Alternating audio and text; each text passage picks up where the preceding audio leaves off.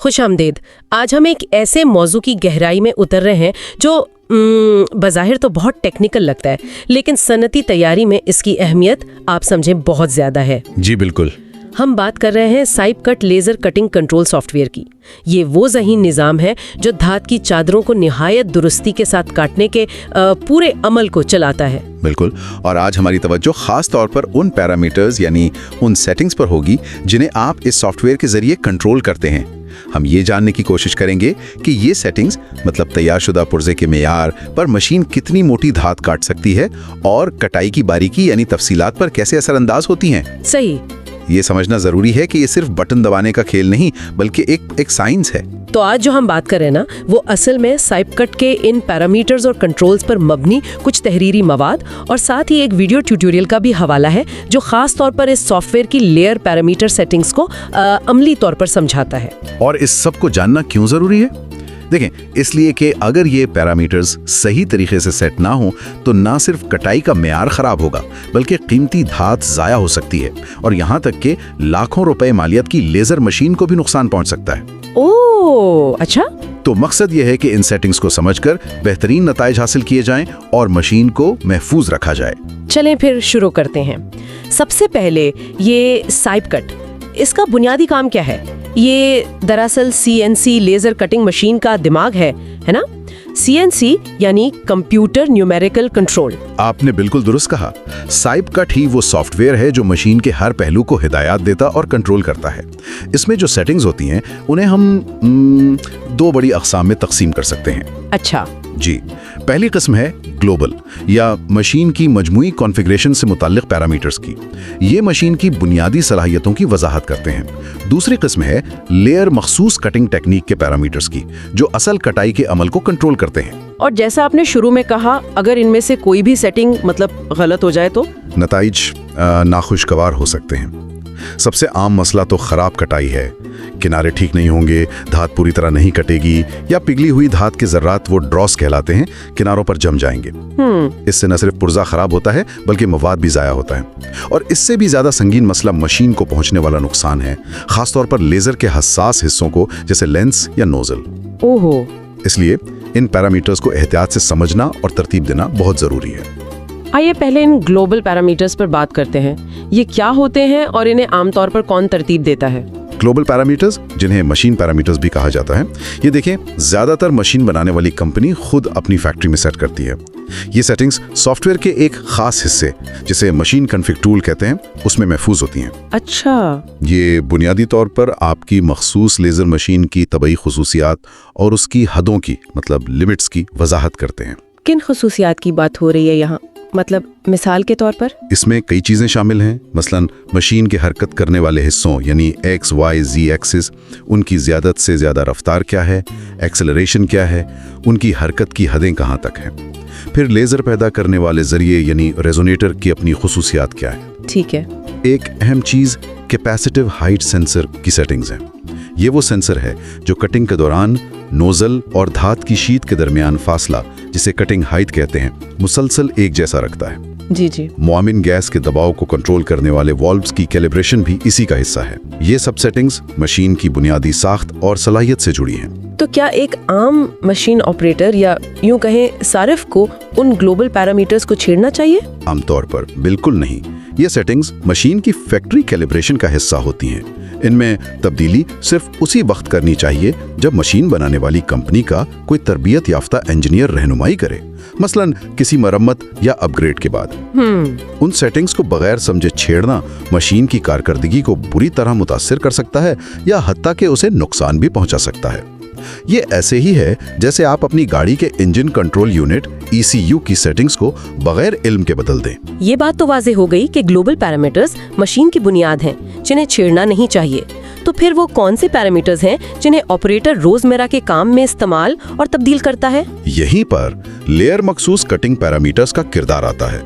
ये वो सेटिंग्स हैं जो साइप कट सॉफ्टवेयर के लेयर पैरामीटर सेटिंग वाले हिस्से में मिलती हैं।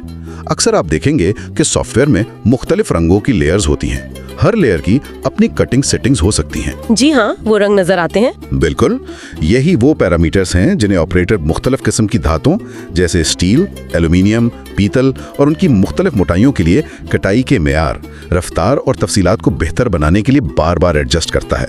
ये ऑपरेटर का असल कंट्रोल पैनल है। ये वाकई दिलचस्प है कि असल कंट्रोल ऑपरेटर के हाथ में यहाँ है। तो आइए उन अहम लेयर पैरामीटर्स पर तफसील से बात करते हैं। सबसे बुनियादी शायद लेजर पावर है। ये कैसे काम करती है, खास तौर पर जब हम मुख्तलिफ मोटाइयों की बात कर रहे हों? लेजर पावर बुनियादी तौर पर लेजर बीम की तवानाई है। ये सबसे अहम अवामिल में से एक है, खास तौर पर जब मुख्तलिफ मोटाई की धातें काटनी हो। सीधी सी बात है, जितनी मोटी धात होगी उसे पिघलाने और काटने के लिए उतनी ही ज्यादा पावर दरकार होगी। ठीक। लेकिन यहाँ एक तवाज़न जरूरी है। पावर इतनी होनी चाहिए कि धात पूरी तरह कट जाए, लेकिन इतनी ज्यादा भी ना हो कि कटाई के किनारों के गिर्द बहुत ज्यादा गर्मी पैदा हो, जिसे हीट इफेक्टेड जोन कहते हैं। अच्छा, हीट इफेक्टेड जोन।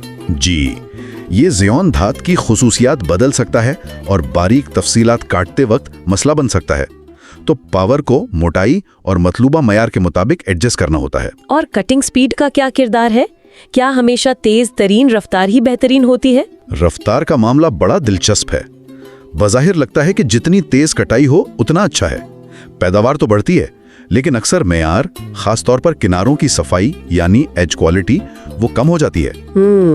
मोटे मेटल के लिए तो आपको लाजमन आहिस्ता चलना पड़ता है ताकि लेजर बीम को धात में मुकम्मल तौर पर घुसने और उसे पिघलाने का वक्त मिल सके। पतली धातुओं पर तेज रफ्तार मुमकिन है, लेकिन अगर आप बहुत बारीक नक्शो निगार या तेज कोने काट रहे हैं तो ज्यादा रफ्तार से कोने गोल हो सकते हैं या तफसीलात खराब हो सकती है। अच्छा जी, तो ये रफ्तार, मयार और मेटल की मोटाई के दरमियान एक मुसलसल तवाजुन कायम करने का अमल है। तो ये सिर्फ वक्त बचाने का मामला नहीं, बल्कि तफसीलात पर भी समझौता हो सकता है। बिल्कुल, खास तौर पर पेचीदा डिजाइन्स या जहां बहुत छोटे सुराख या कट आउट हों, वहां रफ्तार कम रखना बेहतर होता है। एक और बात, बहुत कम रफ्तार भी वो भी नुकसानदेह हो सकती है, क्योंकि इससे धात में बहुत ज्यादा गर्मी दाखिल होती है जो इसे पिघला या टेढ़ा कर सकती है। ठीक है, अगला अहम पैरामीटर फोकस पोजीशन या फोकल सेटिंग है। ये क्या है और इसकी अहमियत क्या है?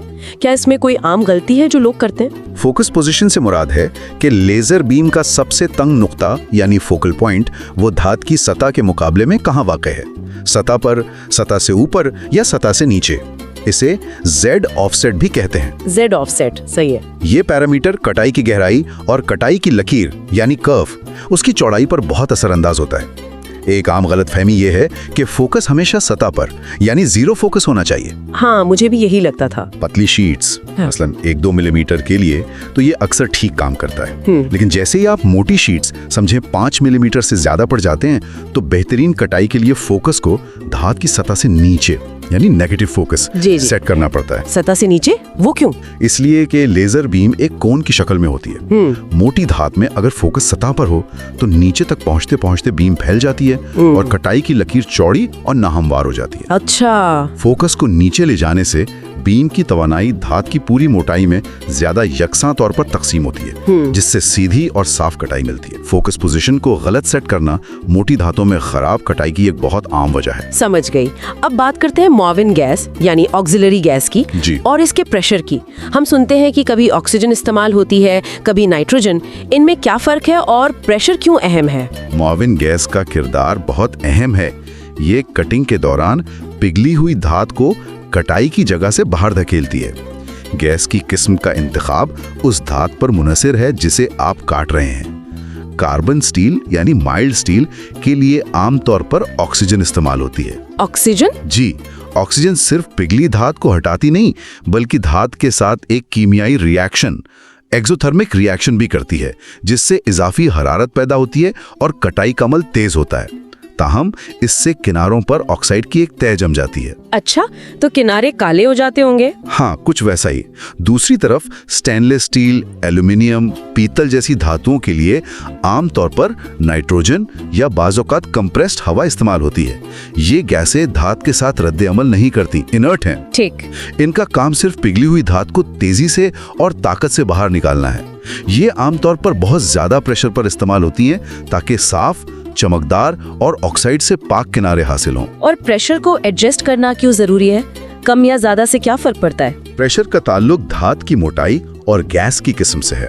अगर प्रेशर बहुत कम हो तो पिघली हुई धात ठीक से बाहर नहीं निकलेगी और नीचे किनारे पर जम जाएगी, जिसे ड्रॉस कहते हैं। वही ड्रॉस। जी, अगर प्रेशर बहुत ज्यादा हो, खासतौर पर ऑक्सीजन के साथ, तो धात बहुत तेजी से जल सकती है या पिघला हुआ मवाद वापस ऊपर उछलकर नोजल या लेंस को खराब कर सकता है, जिसे ब्लोबैक कहते हैं। ओ, ये तो खतरनाक है। बिल्कुल। नाइट्रोजन के साथ ज्यादा प्रेशर बेहतर सफाई देता है, खासतौर पर मोटी धातु में। तो प्रेशर को भी मोटाई और मतलूबा म्यार के मुताबिक ठीक करना पड़ता है। एक और अहम चीज पियर्सिंग पैरामीटर्स है। ये क्या है और खास तौर पर मोटे मवाद के लिए इनकी क्या अहमियत है? पियर्सिंग का मतलब है कटाई शुरू करने से पहले धात में एक इब्तिदाई सुराख बनाना। जब आप पतली शीट काट रहे हो तो लेजर अक्सर बराह रास्त चलते हुए कटाई शुरू कर सकता है, लेकिन जब आप मोटी धात, समझें 3 मिलीमीटर से ज्यादा काट रहे हो, तो आपको पहले एक जगह रुककर धात में पूरा सुराख करना पड़ता है। फिर वहां से कटाई का असल रास्ता शुरू होता है। अच्छा, पहले सुराख करना लाजमी है? मोटी धात में जी हाँ, पियर्सिंग पैरामीटर्स इसी इब्तिदाई सुराख बनाने के अमल को कंट्रोल करते हैं। इसमें कितनी पावर इस्तेमाल होगी, कितनी देर लगेगी, किस ऊंचाई से पियर्सिंग होगी और कौन सी गैस इस्तेमाल होगी। अगर पियर्सिंग ठीक ना हो तो क्या होता है? अगर पियर्सिंग मुकम्मल ना हो तो कटाई शुरू ही नहीं होगी। अगर पियर्सिंग में बहुत ज्यादा पावर या वक्त लगे तो सुराख बहुत बड़ा बन सकता है या आसपास की धात खराब हो सकती है। सबसे बड़ा खतरा पियर्सिंग के दौरान उड़ने वाले धात के गर्म छींटे हैं, जिन्हें स्पैटर कहते हैं। स्पैटर? जी, अगर ये छींटे उड़कर ऊपर कटिंग हेड में मौजूद नाजुक लेंस पर जम जाएं तो लेंस खराब हो सकता है या टूट भी सकता है, जो एक महंगा नुकसान है। इसलिए मुअस्सर और साफ पियर्सिंग टेक्निक खास तौर पर मोटी धातों के लिए बहुत अहम है। कटाई के रास्ते से मुताल्लिक लीड लाइंस या लीड इन लीड आउट का भी जिक्र होता है। इनका क्या मकसद है? ये बहुत कारआमद छोटी सी टेक्निक है। जब आप किसी शक्ल को काटते हैं तो लेजर जहां से कटाई शुरू करता है यानी लीड इन और जहां खत्म करता है लीड आउट, वहां अक्सर एक छोटा सा निशान या नुक्स रह जाता है, खास तौर पर पियर्सिंग के मकाम पर। हाँ, वो नजर आता है कभी कभी। बिल्कुल। लीड इन और लीड आउट सेटिंग्स क्या करती हैं कि वो कटाई को असल शक्ल के किनारे कॉन्टोर से थोड़ा हटकर जाया होने वाले हिस्से में शुरू करती हैं, फिर शक्ल के साथ चलती हैं और आखिर में शक्ल मुकम्मल करने के बाद दोबारा बाहर जाया होने वाले हिस्से में निकलकर खत्म होती हैं। ओह, ये तो बहुत होशियार तरीका है। जी, इस तरह वो इब्तिदाई और इख्तितामी निशान असल पुर्जे पर नहीं आते और किनारा बिल्कुल साफ रहता है। ये खास तौर पर उन पुर्जों के लिए अहम है जिनकी ज़ाहिरी शक्ल अहमियत रखती है। क्या साइप कट में कुछ मजीद एडवांस्ड टेक्निकें भी हैं जो तफसीलात को बेहतर बनाने या मखसूस मसाइल से निमटने में मदद करती हैं? ज़राए में कूलिंग पॉइंट्स वगैरह का जिक्र है। जी हाँ, साइप कट में ऐसी कई जदीद खुसूसियात हैं। मिसाल के तौर पर जब आप बहुत बारीक तफसीलात या तेज़ कोने काट रहे होते हैं, खासतौर पर पतली धात में, तो उन जगहों पर गर्मी जमा होने का बहुत खतरा होता है। ये गर्मी धात को पिघला या टेढ़ा कर सकती है। इससे बचने के लिए कूलिंग पॉइंट्स का इस्तेमाल किया जा सकता है। सॉफ्टवेयर खुद ब खुद उन हसास जगहों पर पहुंचने से पहले एक लम्हे के लिए लेजर बंद कर देता है ताकि धात थोड़ी ठंडी हो जाए और फिर आगे बढ़ता है। जबरदस्त। इसी तरह रिंग कट या डॉग पॉइंट जैसी तकनीकें भी हैं जो छोटे सुराखों या पेचीदा हिस्सों को काटते वक्त म्यार को बेहतर बनाने और गर्मी के असरात को कम करने में मदद करती हैं। इतने सारे parameters, power, speed, focus, gas, piercing, lead in, cooling points, हर एक धात और हर मोटाई के लिए इन सब को याद रखना और हर बार सही सेट करना तो बहुत मुश्किल लगता होगा। क्या इसका कोई आसान तरीका है? बिल्कुल। अगर हर बार ये सब सिफर से करना पड़े तो ये बहुत वक्त तलब और गलतियों से भरपूर अमल होगा। खुशकिस्मती से साइप कट और ज्यादातर जदीद कंट्रोल सिस्टम्स में एक प्रोसेस लाइब्रेरी या पैरामीटर लाइब्रेरी होती है। लाइब्रेरी? जी, जब एक ऑपरेटर तजुर्बात के बाद किसी खास मवाद, मसलन 1 मिलीमीटर स्टेनलेस स्टील के लिए बेहतरीन कटिंग सेटिंग्स यानी पावर, स्पीड, फोकस, गैस वगैरह मालूम कर लेता है, तो वो इन तमाम पैरामीटर्स को उस मवाद और मोटाई के नाम से लाइब्रेरी में महफूज कर सकता है। अच्छा, तो सेव कर लेते हैं? बिल्कुल सेव कर लेते हैं। फायदा यह है कि अगली बार जब इसी मवाद और मोटाई को काटना हो तो ऑपरेटर को सिर्फ लाइब्रेरी से वो महफूज शुदा सेटिंग मुंतखब करनी होती है और तमाम मुतालिका पैरामीटर्स खुद ब खुद लोड हो जाते हैं। ये तो बहुत काम आसान कर देता है। जी हाँ, इससे ना सिर्फ वक्त बचता है बल्कि कटाई के मेयार में यकसानियत भी आती है, चाहे कोई भी ऑपरेटर मशीन चला रहा हो। अच्छी तरह से बनाई गई पैरामीटर लाइब्रेरी किसी भी लेजर कटिंग शॉप के लिए बहुत कीमती असासा होती है। और हमारे ज़राए में जिस YouTube वीडियो का जिक्र है वो शायद इसी अमल को अमली तौर पर दिखाती होगी कि ये लेयर पैरामीटर्स कैसे सेट और महफूज किए जाते हैं। जी हाँ, ऐसी वीडियोस बहुत मददगार साबित होती हैं, क्योंकि थ्योरी समझने के बाद जब आप किसी को सॉफ्टवेयर इंटरफेस पर ये सेटिंग्स करते हुए देखते हैं कि इस बटन को क्लिक करना है, कौन सी वैल्यू कहाँ डालनी है, मुख्तलिफ ऑप्शंस क्या हैं, तो पूरा अमल बहुत ज़्यादा वाज़ेह हो जाता है। सही। ये खास तौर पर उन लोगों के लिए मुफीद हैं जो देख के सीखते हैं। तो आज हमने साइपकट लेजर कटिंग सिस्टम के पैरामीटर्स की उस पेचीदा लेकिन मुनज़्ज़म दुनिया का एक जायज़ा लिया। हमने समझा कि किस तरह दो मुख्तलिफ सतहों की सेटिंग्स, एक तरफ मशीन की बुनियादी ग्लोबल सेटिंग्स जिन्हें आमतौर पर नहीं छेड़ा जाता, और दूसरी तरफ काम के मुताबिक तब्दील होने वाली लेयर सेटिंग्स मिलकर हतमी नतीजा यानी कटाई का म्यार, रफ्तार, मुमकिना मोटाई और तफसीलात को कंट्रोल करती हैं। बिल्कुल। और मेरे ख्याल में सबसे अहम नुक्ता ये है कि ये लेयर पैरामीटर्स अलग थलग काम नहीं करते, ये सब आपस में गहराई से जुड़े हुए हैं। अगर आप रफ्तार बढ़ाते हैं तो शायद आपको पावर भी बढ़ानी पड़े या फोकस को एडजस्ट करना पड़े। सब जुड़ा हुआ है। जी, अगर आप गैस की किस्म बदलते हैं तो प्रेशर और रफ्तार भी मुतासिर होंगे। मुख्तलिफ मुद्दातें और मुख्तलिफ मोटाइयाँ इन पैरामीटर्स के मुख्तलिफ इम्तजाज का तकाजा करती हैं।